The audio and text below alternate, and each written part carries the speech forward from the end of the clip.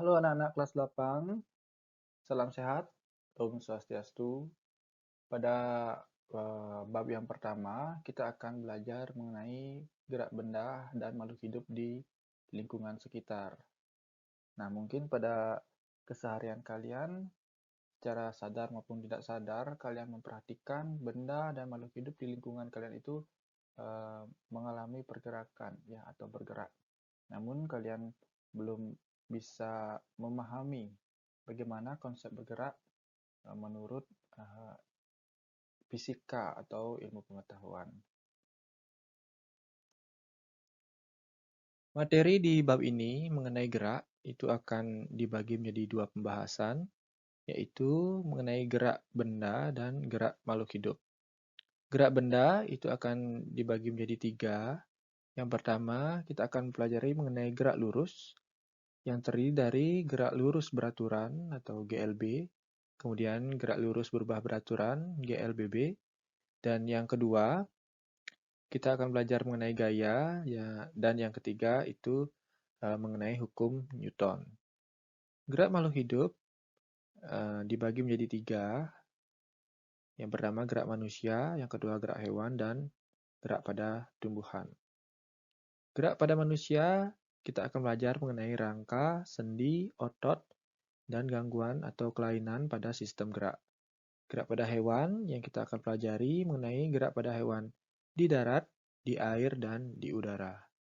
Kemudian gerak pada tumbuhan yang akan kita pelajari adalah mengenai gerak endonom, gerak higroskopis, dan gerak esionom. Nah, ini merupakan materi-materi yang akan kita pelajari pada bab ini. Materi yang kita bahas pada pertemuan kali ini tentang gerak benda, yaitu mengenai konsep gerak dan gerak lurus. Nah, adapun indikator pencapaian kompetensi yang harus kalian capai pada pembelajaran ini, yang pertama itu mendeskripsikan konsep gerak lurus, kemudian yang kedua menganalisis perbedaan antara kelajuan dan kecepatan, yang ketiga menghitung kelajuan dan kecepatan pada beberapa contoh kasus dengan menggunakan rumusan gerak lurus beraturan. Pertama-tama, kita pahami terlebih dahulu mengenai konsep gerak. Jadi, pada saat seperti apa suatu benda atau makhluk hidup itu dikatakan bergerak? Nah, benda dikatakan bergerak jika benda mengalami perubahan posisi dari suatu titik acuan. Nah, titik acuan yang dimaksud adalah titik awal atau titik patokan untuk melakukan pengamatan atau pengukuran. Coba perhatikan animasi berikut. Pada animasi tersebut, terlihat sebuah mobil yang melaju di jalan raya. Mobil tersebut dikatakan bergerak jika titik acuannya adalah orang yang sedang duduk di pinggir jalan. Mobil tersebut mengalami perubahan posisi awal yang semula berada di depan orang yang duduk, kemudian bergerak menjauh. Nah, kemudian bagaimana jika kamu sebagai penumpang dalam mobil tersebut, kemudian melihat keluar? Apa yang kamu bisa amati dan rasakan? Nah, tentunya kamu melihat orang yang duduk tersebut dan pohon yang ada di luar bergerak.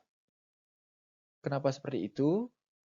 Nah, ini dinamakan gerak semu. Ya, gerak semu adalah gerak yang tidak sebenarnya, yang ditimbulkan oleh benda yang sedang bergerak.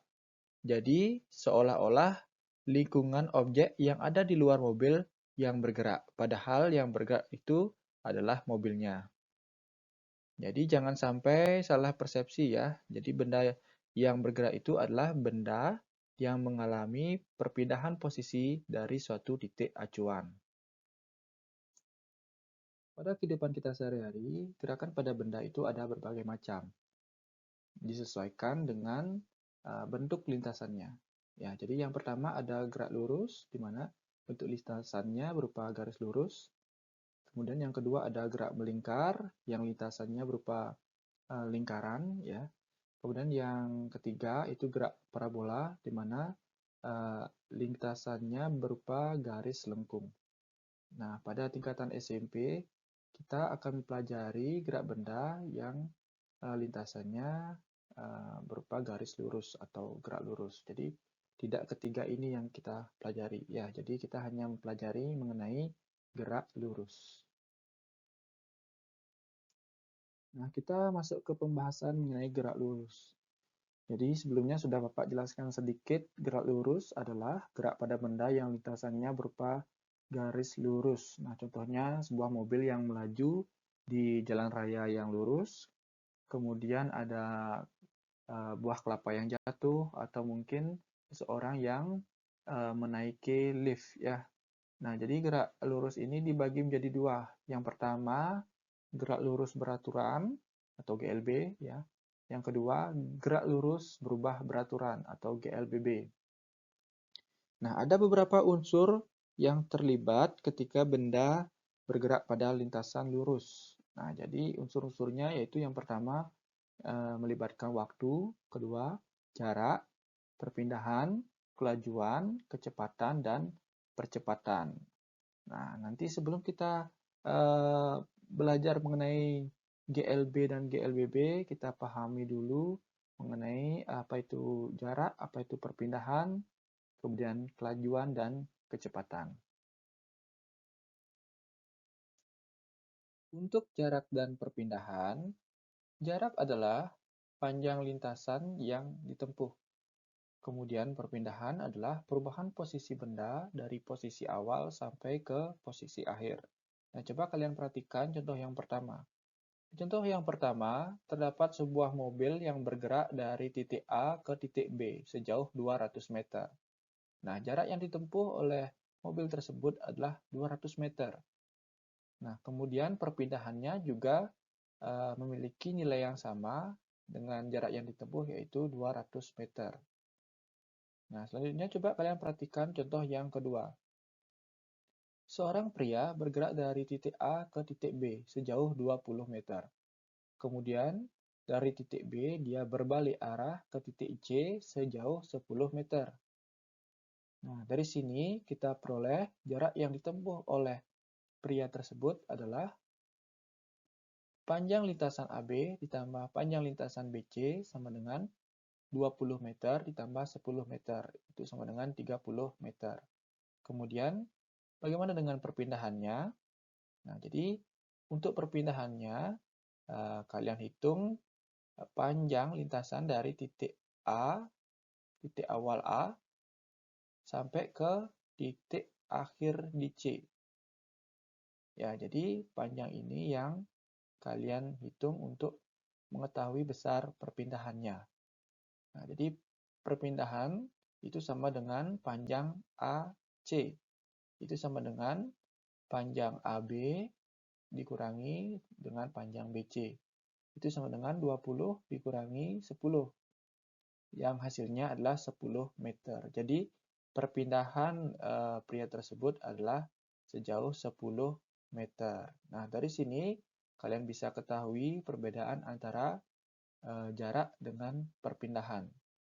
Jarak itu adalah panjang lintasan yang ditempuh oleh satu objek, sedangkan perpindahan itu memperhatikan posisi awal dan posisi akhir dari benda ketika mengalami pergerakan.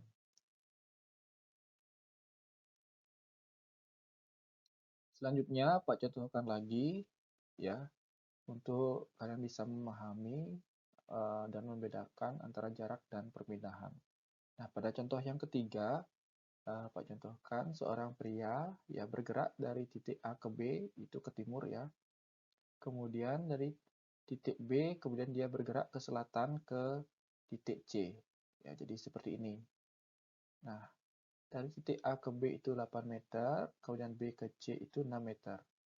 Nah, jadi jarak yang ditempuh pria tersebut kalian tinggal menjumlahkan panjang lintasan yang ditempuh ya. Jadi AB ditambah BC sama dengan 8 meter ditambah 6 meter. Itu hasilnya 14 meter.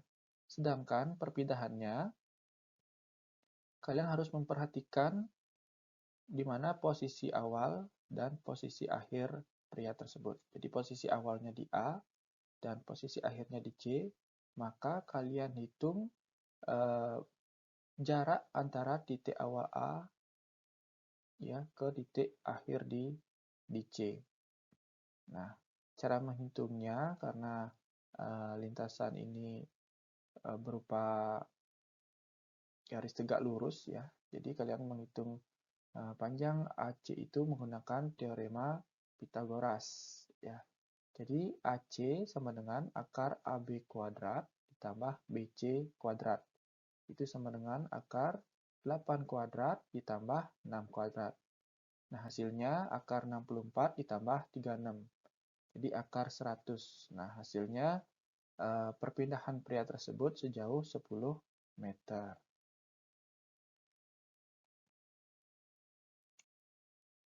Ketika suatu benda bergerak, maka dia akan memiliki kelajuan dan kecepatan. Nah, berikut Bapak akan jelaskan perbedaan antara kelajuan dan kecepatan. Dari pengertiannya, kelajuan adalah cepat lambatnya perubahan jarak terhadap waktu, sedangkan kecepatan adalah cepat lambatnya perubahan kedudukan atau perpindahan suatu benda terhadap waktu. Ya, jadi sebelumnya Bapak sudah jelaskan perbedaan jarak dan perpindahan. Silahkan kalian cermati lebih lanjut agar memudahkan nanti dalam memahami konsep dari kelajuan dan kecepatan dan juga memudahkan kalian dalam perhitungan ya. Nah, perbedaan selanjutnya, kelajuan itu merupakan jenis besaran skalar, artinya besaran yang hanya memiliki nilai.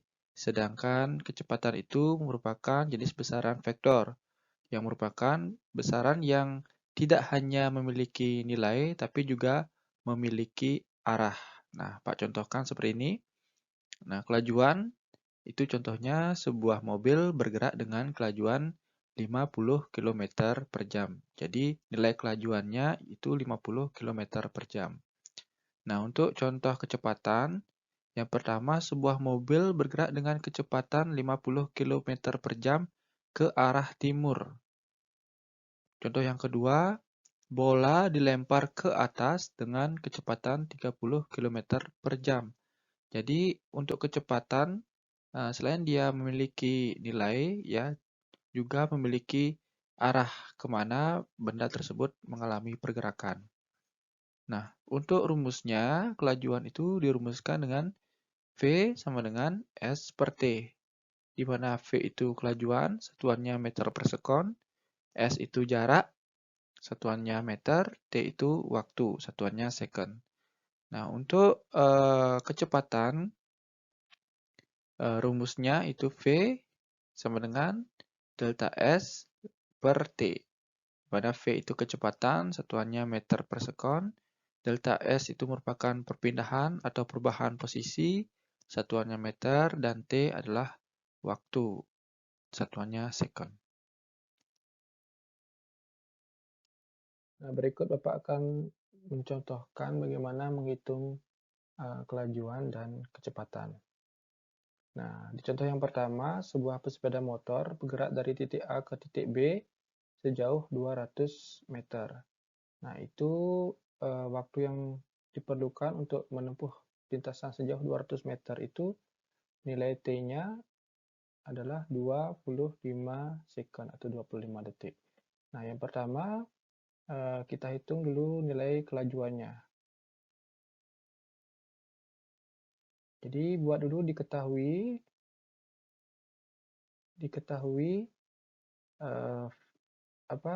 S-nya atau jarak antara A ke B itu adalah 200 meter. Kemudian waktu T yaitu selama 25 second. Ditanya V ya. Jadi jawab V sama dengan S per T. Itu sama dengan 200 per 25. Itu sama dengan 8 meter per second. Nah, kemudian untuk menghitung kecepatannya diketahui S atau di sini delta S-nya ya. Delta S. Delta S ini sama dengan perpindahan ya. Jadi pesepeda tersebut kan berpindah dari titik A ke titik B itu sejauh 200 meter. Jadi delta S-nya sama dengan jarak yang ditempuh oleh pesepeda tersebut. Jauh 200 meter. T-nya juga sama 25 second. Ditanya kecepatan. Jawab di V sama dengan delta S per T.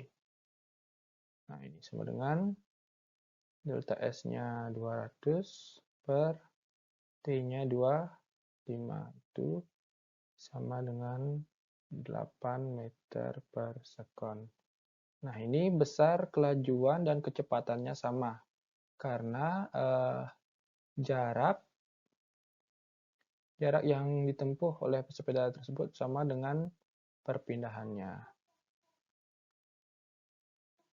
Ya, jadi jarak bersepeda sama dengan perpindahannya, sehingga nilai kelajuan dan kecepatannya juga sama.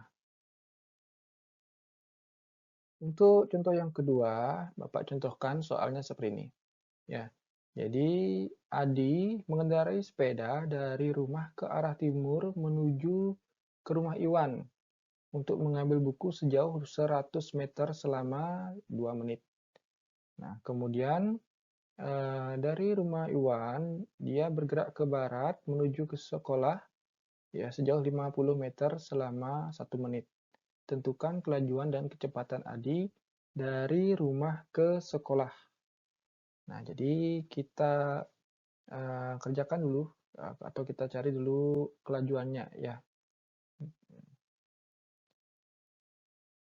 Nah, jadi diketahui S-nya atau jaraknya, jarak yang ditempuh Adi ke sekolah 100 meter ditambah 50 meter itu hasilnya 150 meter. Kemudian waktu yang ditempuh oleh Adi 2 menit ditambah 1 menit. Ya, 2 menit ditambah 1 menit itu 3 menit. Nah, karena 1 menit itu 60 detik, jadi satuan ini kita rubah dulu ke satuan detik atau second ya. Jadi 3 menit 3 kali 60 sama dengan 180 second atau 180 detik. Ya, jadi selanjutnya ditanya V itu berapa? Nah, jawab V sama dengan S per T. Jarak dibagi waktu itu sama dengan 150 dibagi dengan 180. Itu hasilnya 0,84 meter per second. Nah, selanjutnya kita hitung kecepatannya. Kecepatannya diketahui perpindahan atau delta S. Nah, delta S ini kita peroleh dari posisi awal dan posisi akhir. Jadi kita hitung panjang yang ini ya. Jadi itu kita peroleh dari 100 meter dikurangi 50 meter. Ini hasilnya 50 meter. Jadi perpindahan si Adi ini adalah 50 meter. Nah, T-nya itu sama ya. Kita langsung ambil saja yang ini. 180 second. Nah, ditanya kecepatannya. Nah, jawab. Jadi, kecepatan sama dengan delta S per T. Sama dengan delta S-nya 50 per T-nya 180. Ini hasilnya 0,25 meter per second. Nah, bisa kalian perhatikan nilai kelajuannya berbeda dengan nilai kecepatannya. Itu dikarenakan kelajuan itu dia menghitung jarak atau panjang lintasan. Jadi kalian jumlahkan ya berapa panjang lintasan yang ditempuh oleh Adi. Sedangkan kecepatan itu kita hitung berdasarkan perpindahannya. Nah, perpindahannya sejauh 50 meter. Kalian hitung dari posisi awal dari rumah ke posisi akhir, itu ke sekolah. Itu jauhnya sejauh 50 meter. Nah, demikian contoh soal-soal antara kelajuan dan kecepatan. Semoga kalian bisa memahami bagaimana perbedaan menghitung antara kelajuan dan kecepatan. Baik anak-anak, demikian dulu untuk materi kali ini. Tetap jaga kesehatan kalian dan Bapak tutup dengan Parama Santi. Om Santi Santi Santi Om.